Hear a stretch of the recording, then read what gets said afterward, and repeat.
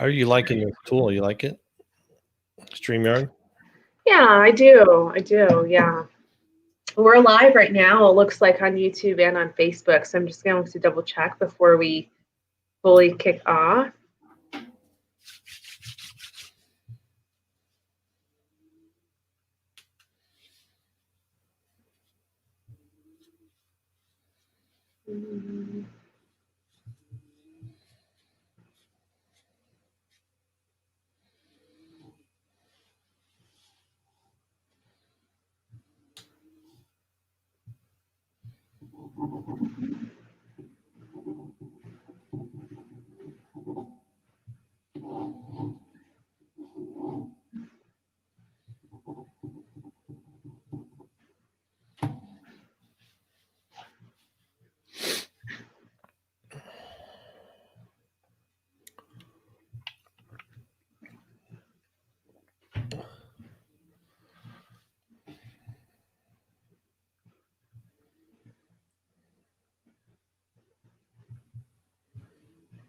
All right, well, we're going to go ahead and get started since we have already used up a couple minutes. And as you guys are hopping on here, please be sure that you start referencing who you are. Give us that thumbs up button or start commenting so that I can hear you and give you the shout out for spending some of your morning with us. If you're new to our Facebook page, I hope you continue to come back to us. Please make sure that you are liking the page, that you follow us so you can get those timely alerts when we do go live. If you are a returning viewer, we appreciate you continuing to watch our live broadcast that we've been holding since March until today. You can find a lot of those videos in the video section of our Facebook page here, and of course, streamed on our YouTube channel, that's Westminster Chamber of Commerce, or you can go to our COVID resource 19 page on our website, westminsterchamber.biz. Now, a lot of the times people ask how they can continue to engage with us outside of Facebook or YouTube. We are also available on Twitter and Instagram at Westy Chamber, and of course on LinkedIn, Westminster Chamber of Commerce. So that's my spiel that most of you know by now. I am Juliet Abdel, President and CEO of the Westminster Chamber of Commerce. Happy to be on here today and really start changing up some of our programming. So you all are aware we kicked these off to trying to help you adapt to COVID when it first unfolded. We then kind of moved into a routine structure when we moved into a different phase of the reopening process. Now that we're seeing numbers kind of go back up and this transition back into a different role, we wanted to share with you some methods, some tips and suggestions that you can continue to do now and into the holiday season so that you can make sure that your revenue does not skip a beat. Now, you can probably notice I'm in my red, white, and blue. I've done that intentionally. Today is obviously election, so if you've not already voted, I encourage you to do so. So just wanted to quickly give a shout out and thank Beth and Brian Head for both hopping on here with us. Now, today I have with me Peter Brissett. You may have seen Peter when we've held at least one video way back when to speak on all things online via Google, placing your business online so that others can find you and things of that nature. Today, we've actually invited him on here to share with us content creation, what that looks like, the background behind it for a business owner, and kind of the structure of what things you can keep in mind. He'll then move us into some of those tools and ways that you can actually measure the things that you have in place and those awesome tips, which I love about Peter. He's not just theory, he's practical application. So along the way that he is discussing these items with us, or if you just think of something completely random, type it into the comment section. I know Brian has hopped on here and already shared a quick good morning and greetings to Peter. Familiarize yourself with the comment section. This is where we'll pull for engagement along the way. And of course, I won't interrupt our speaker, but we'll do it at the very end. So comments, compliments, or any questions, let us know what they are. Peter, again, thank you for being on here with us. So glad to have you not only as a member of the Chamber, one of our founding board directors, and also our incoming chair for the next 2021 year. So go ahead and take it over while I mute myself. Thank you so much, Juliet. I kind of feel like I'm on a celebrity broadcast right now. Like you've made this the most famous thing on the internet in the city of Westminster over the last few months. Is like, wow, I get to be on the show. It's like a real privilege. So thank you for that. And happy to share. You mentioned that we wanted to talk about creating content and how do we use social media and some of that stuff. And some of the things that you talked about right away, I was like, yeah, let's talk about that, because the one piece that we forget to do before we jump into stuff is to talk about strategy. And strategy is really an important piece before you even jump into the whole thing. So if you want to pop up my screen there, we'll talk a little bit about how I break down strategy and how I look at it. And you probably heard of the 4 P's of marketing. I kind of have a variation of what the 4 P's are. And for me, that's people, problem, process, and passion or personality. So the first piece of that we talk about, and we'll dig into this a little bit more, is who is your target market? Like, who are you trying to get? What do they look like? And if you're like, oh, I want everybody, everybody's my customer. Well, probably not. Everybody's not your customer. So who exactly is your ideal client? What do they look like?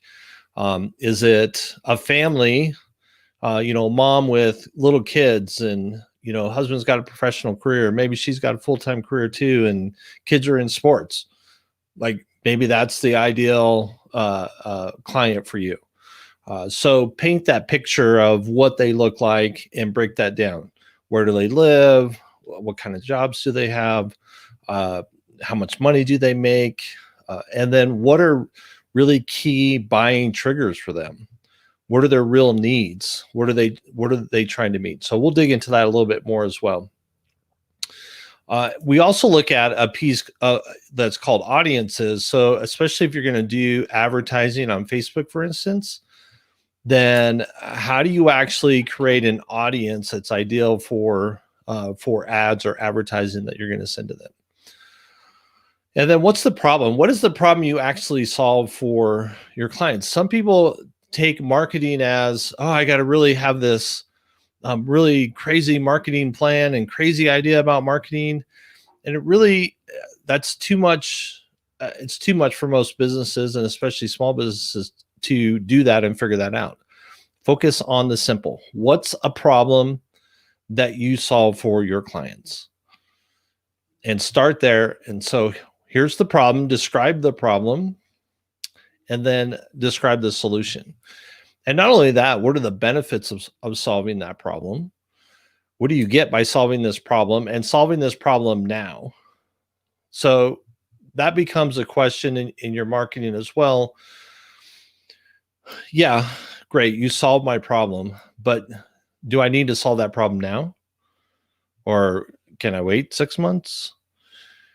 So how do we communicate? What are the risks of not solving that problem now? Or what are the dangers of not solving that problem right away? And then your process then is how you solve that problem for them. Here's the 3 steps. Here's the 3 things that we do that solve this problem for you, and do that. And then you can add in there kind of optionally, it's not absolutely required. To me, people, problem, process, absolutely essential. Like, you have to have that mapped out and figured out. What you can add on top of that and layer on top of that is, what are the values or things about you that you want to emphasize in how you operate? How does integrity in your business come into play? How does maybe a little bit of celebrity come into that? We see that with a lot of local business owners here in town. Jake Jabs with American Furniture Warehouse, for instance, he doesn't as much anymore, but for years, what you saw out front was him out there as the celebrity of the business. Dylan Doug, if you see his commercial and his ad. So that's a way to do it. You don't have to do it that way, but that's a way to do it. But anyway, any ways that we can incorporate values and stories into our marketing message as a part of our strategy are great ways to do it as well. So a few ways that you break down kind of that avatar. So that avatar is that target market, that ideal client, that ideal customer. These are some questions that you can ask. What are their goals? What is it they want to accomplish for themselves? And understanding what their goals are. What are their values? What are the things that they're committed to? And it could be from just basic values. It could be organizations that they support.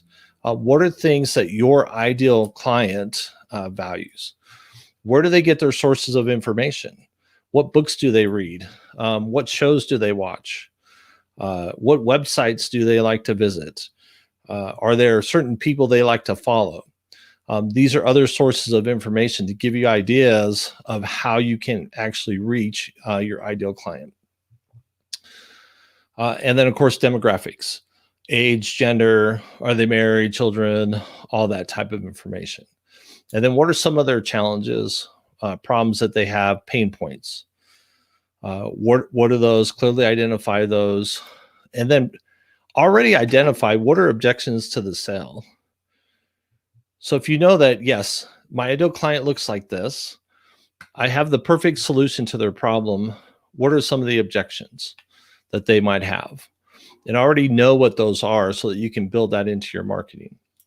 And then what's their role in the purchase process? Are they the one actually making the decision? So someone might be gathering information and passing that on to somebody else, and somebody else is actually making the decision. So who is actually making that decision in the process? So, and then you can actually build that picture with a graphic, something like this. So this is something you can get from digitalmarketer.com. They have it right on their website. You can download it and build that out. So you can kind of get a visual, male, female, whatever it is, what are their goals, values, and paint a really nice picture. So now when you're doing any kind of marketing, creating any kind of content, you can look at this and go, oh, I know exactly who this is for. So I know how to flavor my content. I know what my messaging needs to be so it reaches this person so that they're ready and willing to listen. So often what we do in our marketing is we talk about ourselves. We talk about, this is my business, this is my stuff. We need to spend more time talking about who we're selling to, who we're marketing to. Let's talk about them. Let's talk about their challenges. Let's help them see themselves in what we're offering. And when we put that into our content, that catches their attention. They're gonna pay attention. They're gonna get engaged, and then want to take that next step with us. So one of the common questions that we get is, we'll come back to content. So we'll just do this real quick. One of the common questions that I get is, how frequently should I be posting content or creating content? And there's no right or wrong answer to this. And so I use this formula to kind of help you, guide you to think about this. So I call it the RFP formula. So recency, frequency, and proximity. So the real question is, how recent do I need to be, or frequent do I need to be to create that proximity, to create that closeness? So if I went on a date with somebody, and on the very first date, I said, hey, will you marry me? What do you think is going to happen? Julia. Are you asking me, Peter? Is this like, this is happening online? Yeah, if this is our first date, wow. Juliet, would you marry me? I did not expect this. I know. Can I have some time to think about it? Well, I mean, I would have to say you would need a lot of time to think about it if it was our first date, because you'd be like, I just met you. Right. Like, I can't make that decision right now. Now, unless I was crazy clingy and I wanted to make that decision right then. That opens a whole set of other questions. So while it definitely was recent that we had a date, there hadn't been any frequency. Like, there was no regularity to that dating that could create that proximity. So, maybe 6 months from now, 24 months from now, whatever the time frame, it might make more sense than to bring up that kind of question to create that proximity. So how recent and frequent do you need to be to put you in the mind of your ideal client to start to create that proximity where they're moving closer towards you? So does that mean you need to post once a week? Is that enough? Or do you need to post 3 times a day in order to create that? So a little bit of that requires some experimentation and some testing to start to figure that out. And then you'll get a better idea of what really works for you to reach your ideal client. So that's RFP. So let's talk a little bit about content in general. What kind of content?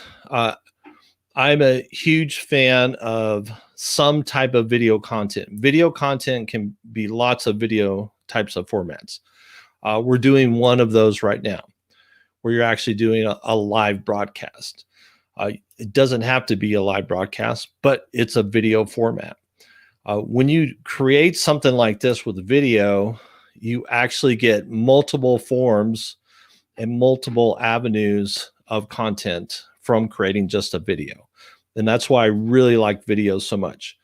Because from this, not only do we have this video here, and it's going to live on multiple platforms, we could take this video from those platforms and then post it to the website.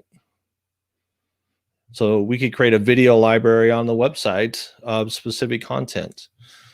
And that's a great way to use it. You could have the audio of this content transcribed, and that could become a blog post. So now you're able to take this video, not only have it posted on socials, but now it's a blog post with text. Text is searchable by search engines, and can add content to your website and help you be found in search engines. So you could create 5-minute videos, transcribe it, and now you got a blog post and a video. We could take screenshots of this. These screenshots can be then posted on your socials as interesting screenshots with links back to the blog post. So you're creating all these different forms of media just by creating a video. And it goes all over the place. So that's the main type of content that I prefer and that I love to see people using. So that is original content. And the goal is to create original content that's created by you. And video is the easiest, simplest way to do that. Just think of the different kinds of business. Let's say you're a plumber. Well, what are some simple videos you could do as a plumber? Well, here we go. We got this really big, ugly job I got to do. Here's the before and after. So you do a little video that says, hey, I'm about to do this job. This is what it's going to take. We got to go through and do all these different things. You got great video of what it looks like before. You do the job, you get done. You're like, remember what this job looked like before? Look at it now. And then if you're really good, you get your customer in the video as well, and you get a nice review or testimonial from them on video as you're doing it. So you could do that with your phone. You don't need fancy equipment to do this. The video and audio that we get on our phones most of the time is fantastic and plenty good enough to do that type of thing. So it really doesn't matter the type of business that you have. You can easily create videos. Another piece of the content that a lot of people miss of going, I don't know what content to create. What are the frequently asked questions in your business? What are the questions that people most commonly ask you about your product or service? Make a video out of each one of those. Now you've got all those. When someone asks that question, all they have to do is watch a video. They got the answer. And then in the video, there's a call to action that says, now that you know that, give us a call or come visit us or whatever it is you want them to do to take that next step with you. You can always curate content. So let's say for some reason you can't come up with a lot of original content. You can always curate content. And my preference with curated content is actually to find content that is closely related, again, fits your target market, who you're going after, is related to what you're doing. But don't just share that content necessarily. Like, take that content and write a little blog post. Say, hey, here was an article that I really liked, but here's 3 things that I disagree with. and make a comment about it. You could even make a little video about it. Here's the three things that I disagree with in this particular article. And I think that would be a better way to handle this particular situation. So now you're taking content that someone else has created. You're adding your twist, your viewpoint, your expertise to that. And that's a great way to create content. And again, how often, when do I need to do this? Plan a calendar, put a calendar together, simple spreadsheet's fine. Here's what I'm doing this month. Have a theme every month, or have a daily theme. Create those kinds of things to make it easy for you to know what you're doing. And again, make it focused on your target market, what's going to work for them. Few tools that we'll talk about. Again, you can use your smartphone for a lot of the video. If you're going to do a lot of video and you're outside, in particular, you can get a lavalier microphone, a corded one that plugs into your phone that you can clip on. So then you can have some distance from your phone. That really helps the audio portion. I think audio is maybe the most important piece of doing your videos. Really, really clear, good audio. And you can get a lavalier microphone on Amazon for $10. I mean, they're not expensive. And then for transcription, my favorite site is a site called rev.com. And you can create transcriptions or captions for your videos.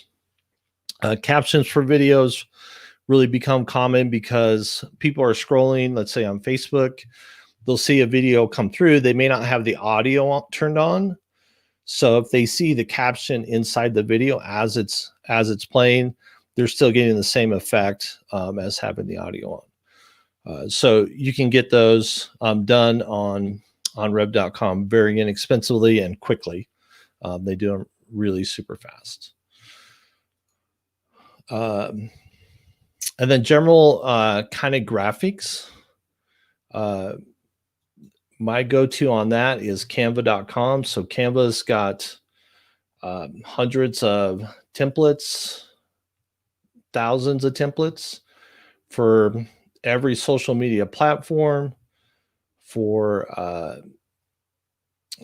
even printed materials. If you need to create some type of printed material, it's just a great tool for being able to grab a template, make a few changes to it, brand it as yours. You can change colors and quickly make adjustments and changes to that. So definitely a couple great go-to tools.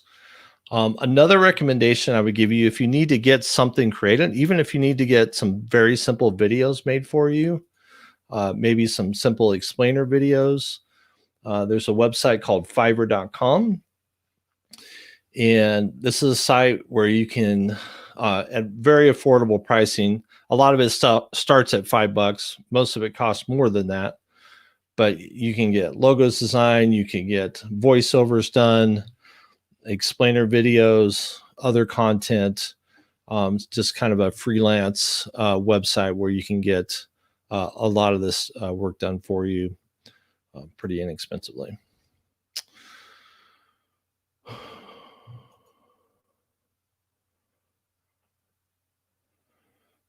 So a piece of this is going to be the paid advertising. So as you create content and you're driving people to that content, again, we kind of mentioned with Facebook, if you're using Facebook, building and developing your audience is going to be super important. So there's some really key things there around that. You want to add a couple of different tracking code to your website. So if you're going to measure this, which should be part of your strategy, what are the results that I want to get from this? Do I want more traffic to my website? Do I want them to visit a specific page? Do I want them to click a button? Do I want them to fill out a form? What are the things that I want to see have happen? So in particular, if you're going to do any kind of paid advertising, you want to be able to track those as conversions. What is a conversion? A conversion is they did something that I wanted them to do. It could be made a purchase, but it could be just filled out a form. So you want to add that tracking code that you have from your Facebook page, from the Facebook advertising that connects to your Facebook page, on your website, so you can start to build an audience of people who have visited your website. So then I can actually create an ad directed to people who have already been to my website. And that's how you start to create those audiences. So it's a little bit easier to have a warmer audience that's going to see your advertising. If they've been to your website and I say, hey, you've already been to my website, I can run an ad that says you've been to my website. Why don't you like my Facebook page? So now I'm connected on a secondary level. And then maybe the next step is, now that you've been to Facebook, you've liked my page, are you on my email list? Because we got specials and promotions, and you become part of our really exclusive club when you join our email list. So let's get them there as well. So you want to be able to connect and get people connected to you in multiple mediums by doing that. And then on the Google Analytics side, you want to make sure you've got that installed on your website as well, so that you're tracking that. And then with Google AdWords, it's a little bit different. So AdWords and Facebook, I would kind of categorize as, Facebook is like a coffee shop. People are hanging out in the coffee shop and you happen to be showing them ads there. The primary purpose there is social. They're hanging out. So the way you create advertising there is different. AdWords is more, I need to solve a problem more immediately. Here's my issue. Go back to the plumbing example. My sewer's backed up. Well, I'm going to Google and I'm typing in, find a plumber that can clear my sewer line. And I need someone now. So now when I'm looking at that advertising, that's to solve an immediate problem. So you want to adjust your content to fit that if you're going to use a couple of the paid advertising platforms. All right, I said a lot. Do we have questions, thoughts, ideas? You did say a lot. I'm pulling the PowerPoint temporarily off, and then we can go back to it should we have any additional questions that kind of have come through. I see Mark Hess on here. Also, I see Chris, Brian Dice, our board chair, and then I see a couple other people that have liked and engaged with us along the way. Thank you guys for tuning into this broadcast. If you have just now hopped on here with us, we have Peter Brissett. Peter is actually the vice chair of our board of directors for the chamber. He has branded himself as a digital marketing dude for Review Me Marketing, which is his company. And he has touched on a variety of things, specifically as it relates to the structure that you need before you actually start creating the content for your content creation strategy. A lot of that was in the PowerPoint that he referenced, and I captured as many of the comments as possible into the comment section. But if you have just now hopped on here, feel free to just type away any questions or comments or random thoughts that you might have. We'll try and pick those up and engage with you. Chris did share a quick note that a lot of this information is awesome. So thank you for tuning in, Chris. And of course, Peter, you can give yourself a pat on the back for going that lengthy time period, because folks have found it beneficial. There are several comments from both Brians, as you can imagine. I will pick up the first, which is actually a question. This comes to us from Brian Head, and this relates to the video component. So on step 2, we were referencing ways that you can create content and then reduplicate it. One of those that you really focused in on and highlighted was the video option, and how doing it is relatively easy. There are tools, there's technology that's affordable. So his question really relates to, if you're using it raw as a video, what is the proper length of time for that, if there is? Yeah, there's a couple of different options here, and it depends on the purpose of the video. Really depends on what you're trying to accomplish. What we see often, what I've seen right now on Facebook in particular, that Facebook really likes videos that are about 3 minutes long. So if Facebook's telling me that's what they want, it's because they've crunched numbers, right? They've seen how people respond to videos.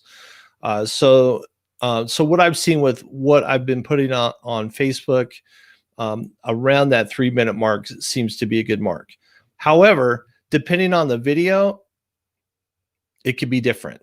If what you need to do is a really quick FAQ, it might need to only be a minute long, and that's fine. A lot of times shorter is very long. What's a quick thing? 1 minute, 2 minute, question answer, done. And you could do plenty of those videos and it'd be totally fine. But you know what? If you're tackling a deeper problem that requires more explanation, what if it's 5 minutes or 10 minutes? Fine, if it really addresses what it needs to address. And you'll see over time as you do some of these, how people respond to those particular types of videos. Excellent. Thank you for answering that, Peter. And I see Keelan's on here watching with us and a couple other folks. Thank you for hopping on. Peter, believe it or not, you actually took up like a good 30 minutes with the content that you shared and answering that question. So I'm just going to pull up just for fun these random comments. I have looked through them before I do, of course. For